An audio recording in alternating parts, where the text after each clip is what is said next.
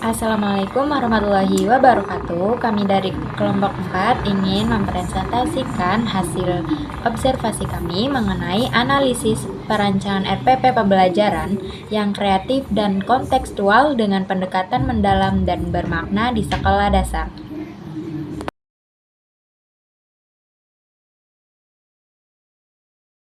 Yang pertama yaitu ada pendahuluan. Rencana pelaksanaan pembelajaran atau RPP merupakan instrumen mendasar yang harus dikembangkan oleh pendidik sebelum terlibat dalam kegiatan instruksional. Melalui RPP, pendidik dapat menyusun pengalaman belajar dengan intensionalitas, sehingga memfasilitasi proses pendidik yang efektif.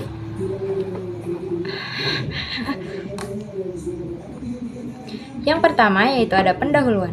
Rencana pelaksanaan pembelajaran atau RPP merupakan instrumen mendasar yang harus dikembangkan oleh pendidik sebelum terlibat dalam kegiatan instruksional.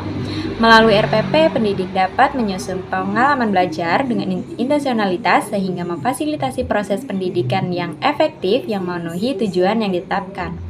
Dalam aplikasi praktis, perumusan RPP berfungsi tidak hanya sebagai atarpak administrasi, tetapi juga sebagai panduan bagi peserta didik dalam menyusun pengalaman belajar yang kreatif, menarik, dan disesuaikan dengan kebutuhan peserta didik.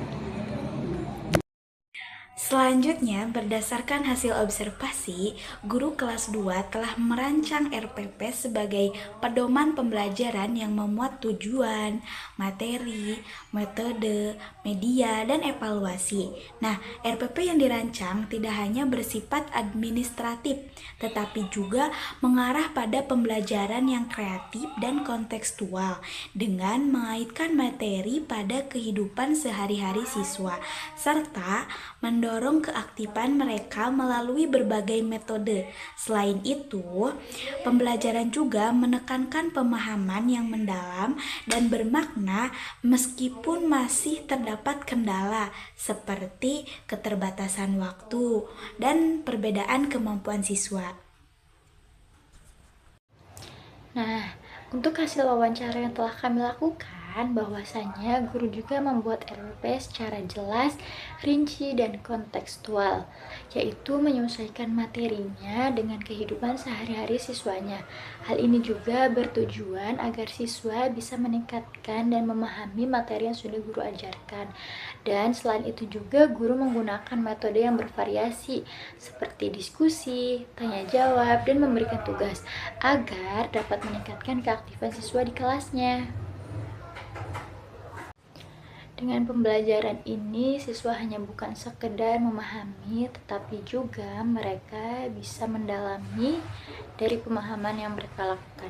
Karena mereka itu diajak untuk memahami konsep dan mereka ini mengaitkannya dengan pengalaman mereka dalam kehidupan sehari-harinya. Namun, dalam praktiknya, guru masih mempunyai tantangan. Apa ya tantangannya? Tantangannya yaitu dengan keterbatasan waktu dalam pembelajaran di kelas. Lalu juga dengan kemampuan siswanya yang berbeda-beda.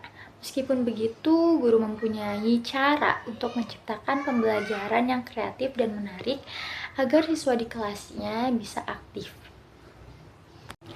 Untuk kesimpulannya, dari RPP yang dirancang secara kreatif, kontekstual, dan juga berorientasi untuk siswanya, dari pemahaman ini kita bisa mendalami peran penting agar kita seorang guru menciptakan pembelajaran yang efektif dan bermakna, karena setiap siswa mempunyai kemampuan yang berbeda-beda.